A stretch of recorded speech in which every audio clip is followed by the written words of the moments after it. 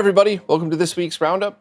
Based on the feedback from last week, it's pretty much unanimous that you all want dark mode on, and I don't really have a preference, so whatever you all want, I will happily do. So I guess that's what I'm going to do moving forward. So let's jump in with what we've got in the past week, and there's a bunch of it all in dark mode.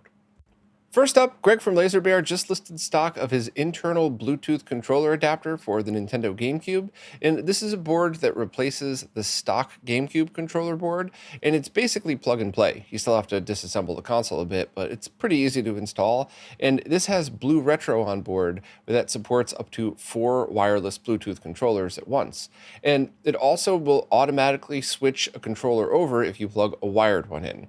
So if you have a controller paired with port 1, let's just say, and nothing on port 2, you plug in a wired controller and your wireless will automatically switch over to port 2 or whatever's the next open port, which is a really handy feature. The price is about $100, but that's actually cheaper than buying 4 external Bluetooth adapters, plus you have everything integrated right inside. So if you're just looking to connect one controller, maybe the external ones would be better for you, but if you want to connect all 4, this one's kind of a no-brainer. Or if you're just somebody that really prefers a clean look with everything installed inside the console and nothing trailing it out. A couple of things to note is this is not currently compatible with Nintendo Switch 2 controllers or the GameCube Switch Online controller, but that should be able to be added in the future with a software update. Also, there were a few changes to this version 3 version that Greg's selling that was really meant for supply chain and cost issues. Stuff like the controller ports are now fully 3D printed, and it includes an embedded antenna, which does perform the same as the external ones. So overall, this is definitely something that you should pick up if this falls into the category of something that fits your setup best. And if you want to see it in action, Tito from Macho Nacho Productions did an awesome video about it a while back and really shows everything that it could do. So check that out if you're interested, and the link is right here if you want to pick one up. A while back, I talked about a brand new Virtual Boy game called Virtual Warzone, which is a 3D wireframe tank game. And that was made with the VU engine and is an awesome new homebrew for the Virtual Boy. In fact, a lot of the homebrew that's been coming out lately based on the VU engine is equal to or better than most retail games. And Virtual Warzone is now on sale for about $25 cheaper than it was before. So you can get a cartridge and dust cover only version for about $75, or you can get a complete in-box version with a manual for about $125. So if you want to pick this thing up, now is definitely the time to do it because you're going to get it for cheaper than you would before. And this is one of those things that, a lot of times I know people that buy new retro because they like to collect it. They like to have newer games. And very often the games are fine, but I think with a Virtual Boy, it's way more important than that because the games are top tier these days. And I really just think that if you own a Virtual Boy, you should be seriously considering one of the awesome new ROM carts or just getting complete in-box versions of it if they're released in that form factor. So definitely the best time to be a fan of the Virtual Boy is right now with all the awesome stuff we have going for it. And I also found a 3D YouTube video that shows some gameplay of it. So if you have the ability to watch it in via 3D in any method, you could kind of have a sense of what to expect on the Virtual Boy. But this one's definitely pretty neat, so check out the post if you want more info. Next up, the Home Arcade System, or HAS, is now back in stock and updated to version 5.1. The HAS is widely known as one of the best, if not the best, Superguns out there, which allow you to play arcade boards via an RGB monitor or scaler, and this one has even more features than the previous 5.0 version that I talked about last year. The major changes to this revision is the 8-pin mini-DIN output has been replaced with an HD15 VGA style port that outputs RGB-S. So I assume the reason that was made, or that choice was made, was because it's a lot harder to get those mini-DIN 8 cables made, especially shielded and high quality cables, than it is just to find any way to make a VGA cable interface with something else. So the easiest way by far right now is picking up one of Mike's RetroTink HD15 discart cables. That should work perfectly with this, or you can get the HD15 discart dongle adapter that we made a while back. Either way, it kind of makes sense. I think if the rest of the retro gaming scene had adopted the mini-DIN 8 as a standard and everything everybody had cables in stock. Leaving the originals probably better, but I think this was probably a good move for that. So this also has a slightly larger 1.3-inch OLED display, which is kind of cool. I think the other one was almost that size anyway, but and there's also 3D printed cases available from the shop, as well as a ton of other accessories. So if you were waiting to pick up a HAS, I mean, now's definitely the time, because when they go out of stock, they generally go out of stock for a while. And I just would take a full look at the sale page, because you'd never really know what else you're going to need until you take a look at it. The price is about $150, but if you go through and see the rest of the store, it might really be worth it to just add some more things to it.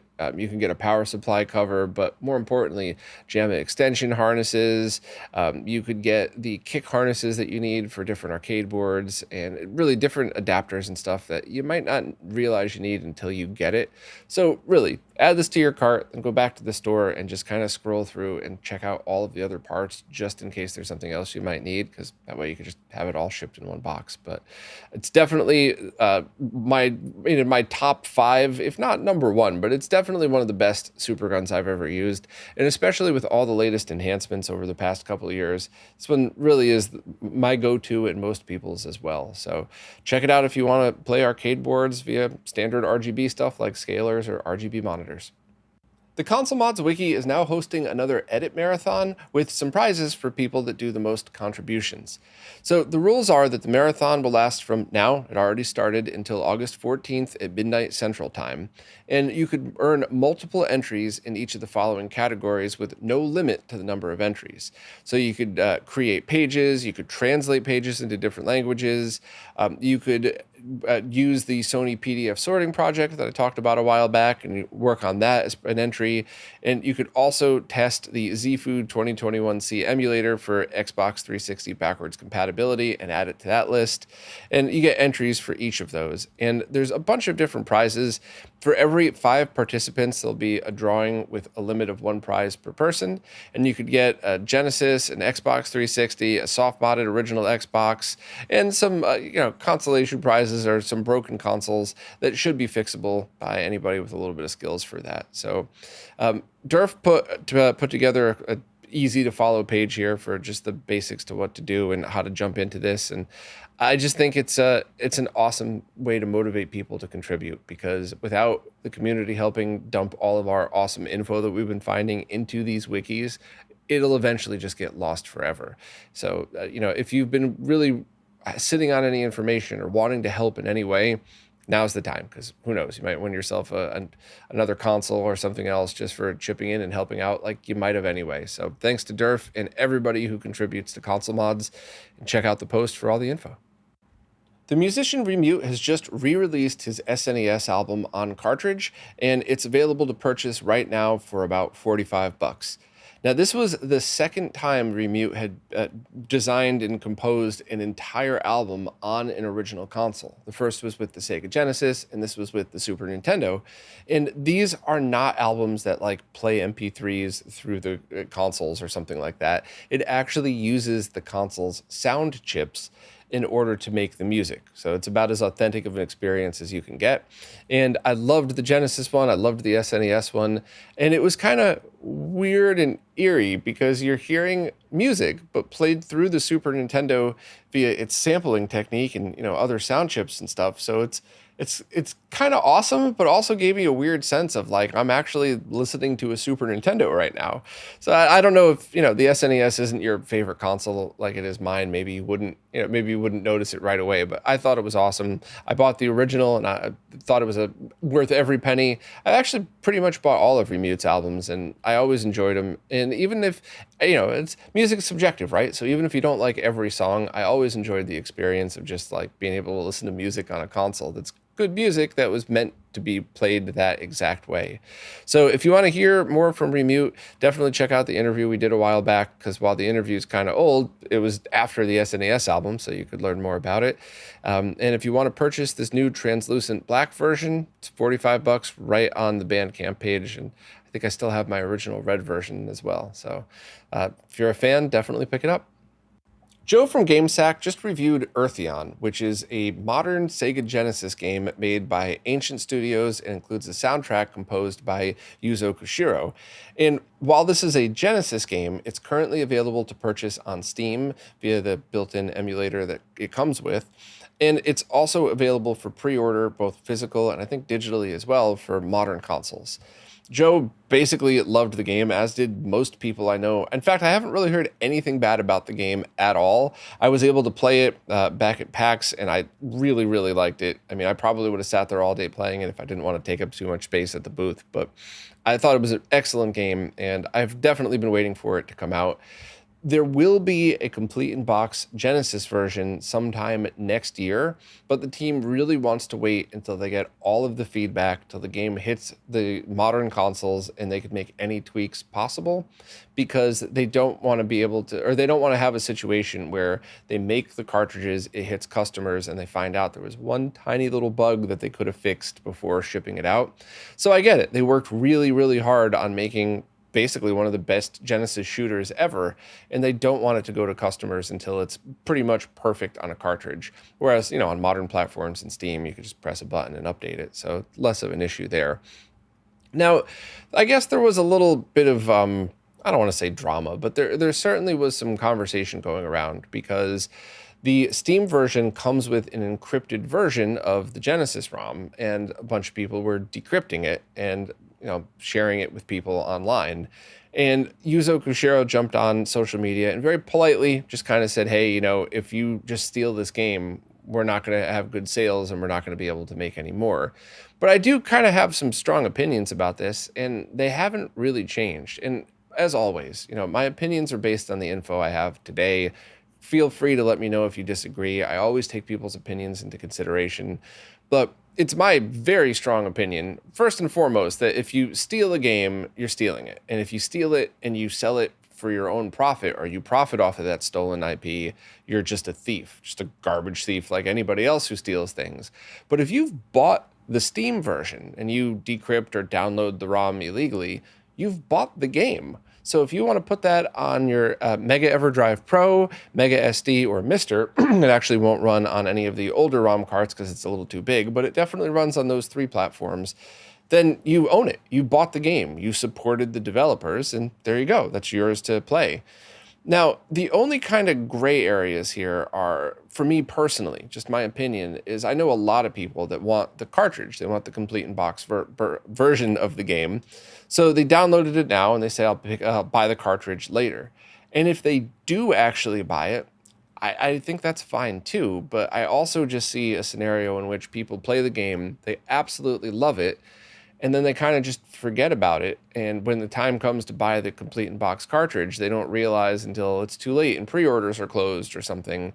And that would absolutely translate to lost sales. So I'm not really sure what you should all do or what I should suggest. I just know that if I buy the Steam version and I download the ROM, I'm not going to feel guilty. And I absolutely will be buying the complete in-box version of this. So will basically most of my friends. Anybody that has an original Genesis would as well. And I think this is even such a good game that just to support the developers, I know a bunch of people that'll buy it on Steam, download the decrypted ROM, and also buy it as a complete in-box Genesis package, just not only to support the developers, but just because it's awesome. That way they get to buy it, play it right now, play it on their PC as well as on their Genesis, and they get to have a really awesome thing on their shelf in the future. So I'll leave all of that up to you on how you all want to do that.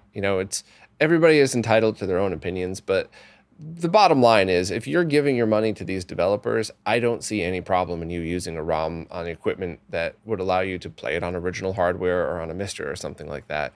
But I'm certainly open to anybody else's opinion, especially people in the industry, because I could be missing something. While I've been doing hardware sales and, manufacturing for almost 20 years now, I don't really do software stuff from a sales point of view. So I don't know what it's like to be a game designer and to have people steal your game when it's out for sale. Maybe you feel the same. If somebody bought it on Steam, they bought your work, so by all means, go for it, or maybe not. So if you're a game developer, who feels comfortable, chiming in the comments, definitely post. But if not, that's cool too. But either way, definitely check out Joe's video because it looks awesome. It sounds great, and I'm definitely looking forward to playing it on original hardware. Pre-orders are now open for a vinyl soundtrack for the N64 game Extreme G. This was a soundtrack composed by Simon Robertson, and it's now featuring new artwork from Michael Lee. It's priced at $35 and scheduled to be released in October of this year, so just a few months away. And I believe this is a limited pre-order, so if you wanted to collect this one, I would jump on it immediately before it goes out. And, the fact that it's shipping fairly soon from now is pretty good as well. So in total, it comes with 12 tracks that are each remastered for this release, and it comes in, I believe, a couple of different versions as well. So check out Crystal's post if you want more info, but if you're a fan of the Extreme G soundtrack and you like collecting vinyl, this seems like a no-brainer. Tito from Macho Nacho Productions recently posted a video showing off some of the best mods you could do to your Sega GameGear today. And the video treated it as a complete build, but you could certainly watch the video and pick and choose any one or combination of these upgrades if you would like. But basically, Tito used the new GameGear replacement motherboard from Matisse, which I did an interview with him right after Tito's original video came out. It's linked down here if you want to check it out, how that went and listen to more about it. But that alone is super important because there are a ton of Game Gears out there where the capacitors leaked out and destroyed the motherboard, making it unfixable. And without this replacement motherboard, it would essentially be garbage. But now you could just simply take the cartridge slot and the proprietary Sega chip and transplant it over to this one. And that's not easy, but it's certainly something that's doable for anybody with the skill set, or for a modder who does these things on a regular basis. So that alone is awesome. You could immediately bring a Game Gear back to life that could have been complete garbage without it. But there's also a brand new case that looks beautiful and supports stereo speakers, which the original didn't, even though a bunch of Game Gear games did have stereo soundtracks to them. There's the LCD screen replacement with an HDMI out. There's even an FM sound edition if you want to play Master System games on the Game Gear, either via the Master Gear converter or just on a ROM card or something like that. So basically, this is something that this is a video that if you're a fan of the Game Gear, I would strongly recommend watching and decide where to go from there. Now, as always, if you just want to try out the Game Gear library, you could play a lot of them on the Master System if you already own that. You could just download free emulators. You could play them on the Mister. And of course, if you want to use your original Game Boy carts, you could get an analog pocket with a Game Gear adapter for less than it would cost to do this. But that's not usually what people who are into this stuff want to do. Or maybe that's not only what they want to do. I know a bunch of people with an analog pocket and original handhelds as well. But stuff like this is for people that want the original form factor and they want to use the original chips from the original manufacturer. And I totally understand that and I totally get it. I'm absolutely like that with some things, but not all. So the price point of, I think it was over $300 to build one of these or have one of them build, obviously that's very high, except when you put it into context of everything that you're getting when you have these mods done. I think I also forgot there's a new power board and battery charging kits and all of that stuff too. But basically, check out Tito's video and you can get all the info. And I have links to all of the different stores where you could pick up this stuff, including some pre-made ones as well. So definitely check out Tito's video if you're into the Game Gear, no matter what. And if you're somebody who wants to consider doing this, at least you have kind of a blueprint of where to start for if you want to upgrade your Game Gear. Donuts with Dad has just released a new external version of the gSerial enabler.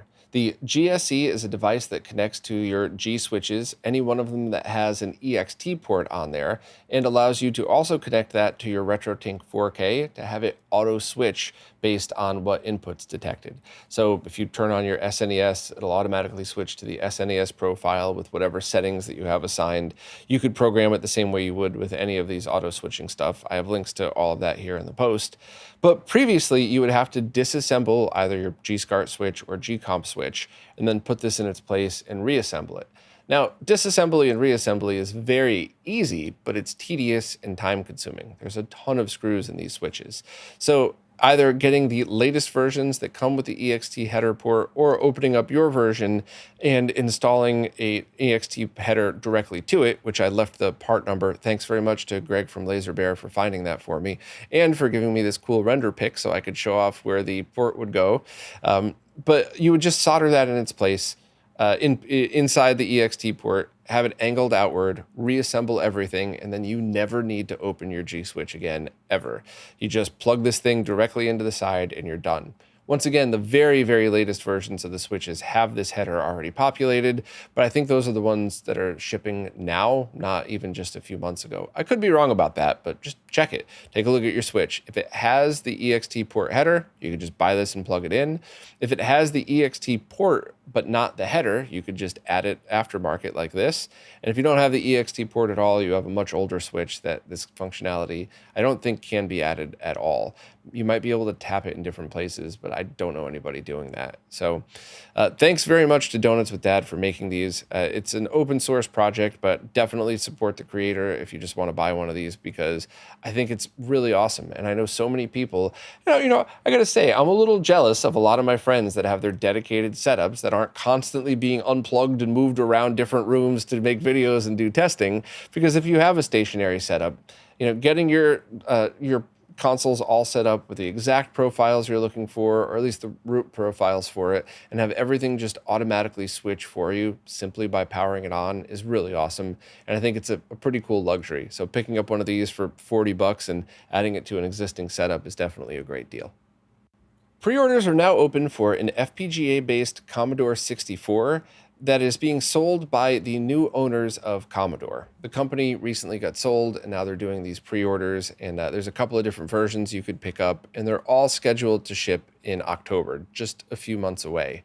So they're not going through Kickstarter to try to keep the price down. And I think there was a whole bunch of concerns from a lot of different people that were voiced. And all the concerns that I heard were from people who wanted this project to succeed, who are fans of either the Commodore 64 or just fans of new retro stuff like this. But they did have some pretty legitimate concerns, and you're paying directly to the Commodore.net site. There isn't even a third-party site like Kickstarter regulating it. So this is one of those things where, you're basically gambling. I hope it works. I hope everything's fine, but you never really know what's going to happen. And I've been sort of following this on the periphery, and I haven't really talked about it here because I did see a whole bunch of red flags that definitely stood out to me. But the fact that the company is now officially purchased, that was a big part of it for me. So it's up to you on, what you want to do with this one. If you have the extra cash to spend and you love the Commodore 64 and this is something that you would absolutely want to own, maybe it's worth the risk. If not, I do hope that they'll be available after the fact and that the new owners of Commodore continue to sell all of this different stuff, because I do think there's a ton of people that are rightfully skeptical. We should all be skeptical when we have to spend between $300 and $600 of our money on something. That's a very fair thing that anybody who sells this stuff should obviously understand. But I think if you approach this with skepticism and you want to buy it after, I hope that the company is set up so that would be okay. I hope they're not just only counting on pre-orders to get them through the October shipment. But check out everything you need to know either right on their main page or, of course, on Joe's post right here. And I'm definitely in the camp of I would love to see this succeed. And I am very specifically a massive fan of FPGA-based modern consoles that look exactly like the originals. I think the analog consoles all performed really well, but the nostalgia factor for me is the look. Once you start playing a game, it is my very strong opinion that if a game is good, a game is good. Nostalgia will only get you to the first level, and then that's useless if the game stinks. But the nostalgia factor for me is I want to see that Genesis with the high-definition graphics logo. I want to see my big, chunky, ugly North American Super Nintendo. I love the looks of those things. So I'm a huge fan of any project that wants to be a modern but reflect the original form factor in as many ways as possible. So I also want to see this succeed. But I'm also I didn't grow up with the Commodore 64, so I don't really use the library for much, if anything. So emulation's good enough for me. Obviously, that's no disrespect to the team. I'm just being honest about why I'm not going to be getting one for review or anything like that, because I just would be the wrong person to do that. So check out Joe's post for more info, and I hope that this thing actually does start shipping in October. Last week, I did a live stream where I played a Pioneer LaserActive for the first time, and I wanted to very, very quickly talk about it here because I definitely went into it with the wrong attitude. I went into it with the attitude of this thing cost more than a Genesis, Sega CD, 32X, and Laserdisc player combined, so wow me, 90s piece of weird tech. You know, if this is what the rich kids were playing, then let's see how good they got it. But I also came in with a 2025 perspective on these things, and I think that was dead wrong. And I think as the stream went on, I corrected myself. But basically, these LaserActive games allowed for a Laserdisc full motion video to be played with Genesis and graphics overlaid over that. So it wasn't like a Sega CD where you get those heavily compressed FMVs. You're essentially watching a Laserdisc and composite video with the Sega Genesis graphics overlaid on top. And from that perspective, it was pretty impressive. I played Pyramid Patrol, which was an on-rail shooter, which definitely lent very well to this style of gameplay because it could, you know, quote unquote, play the Laserdisc through the different sections. So you're really just controlling the shooting and stuff like that. And after I really kind of took another look at it, I realized how much better it actually was than early 90s FMV graphics. So I don't think there's any chance I would have bought one of these back in the day, even if I could have afforded it, which I no chance could have ever back in the day.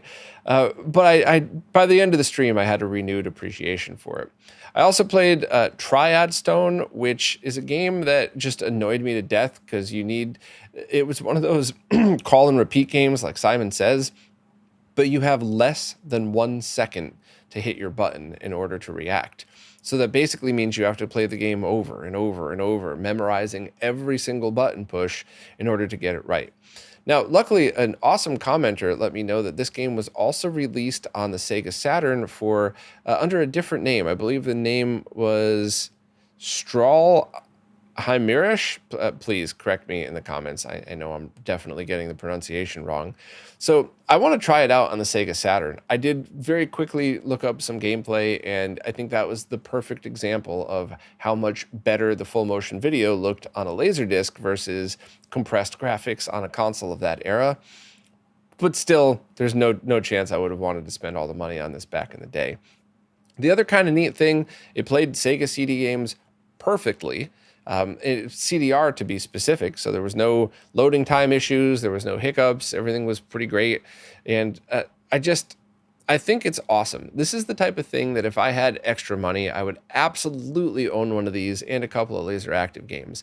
I'm lucky enough that a friend of mine was able to let me borrow this to do a lot of this testing and to try this stuff out, including the doomsday ripping of all of it, but for all the money that it would take to get one of these, have Zaxor do a full restoration of it, I can't afford that now. But if I could, this is definitely one of the things that I would absolutely love to have just for the heck of it.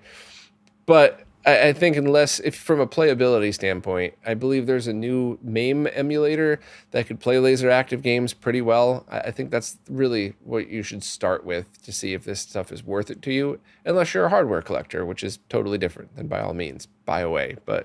And if you have that much money to spend, I linked to all of it with eBay affiliate links. So if you want to go pick up all of these very expensive things, definitely use those because why not? It's always the same price to you anyway. But for anybody who joined me for that stream, I really had a great time. Thank you very much. And I need to keep borrowing this for a little longer just to do some more doomsday ripping testing with it. So who knows? I might end up doing one more LaserActive stream before I send it over to my friend. But it's definitely something that I'm really appreciate that I got to be able to do that. And I think it's something that, check out the live stream if you're interested.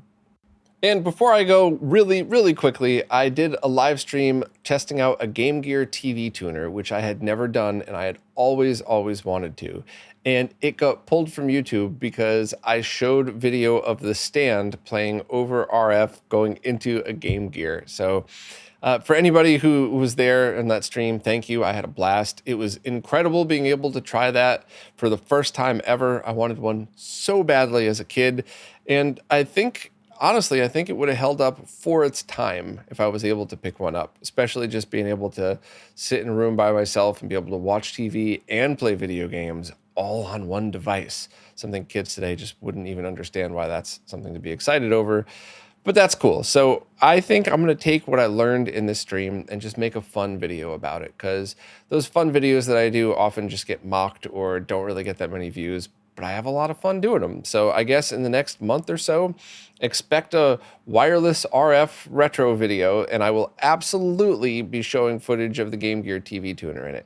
I don't think I'm going to do a video just on the TV tuner. I think I'd rather just spend 3 or 4 minutes in this other video showing it off. But thank you to everybody who joined for that. Sorry it got pulled. If you saw that on social media and you couldn't figure out why the video goes to nothing, that's why. But anyway, as always, thank you to everybody who watches, listens, plays nicely in the comments, and especially thank you to people who support in absolutely any way at all, because it really is you who's keeping all of this stuff going. So thank you all so much, and I'll see you next week. This week's Roundup is brought to you by Neo Paradigm Entertainment, connecting Southeast Asian influencers with opportunities in the West.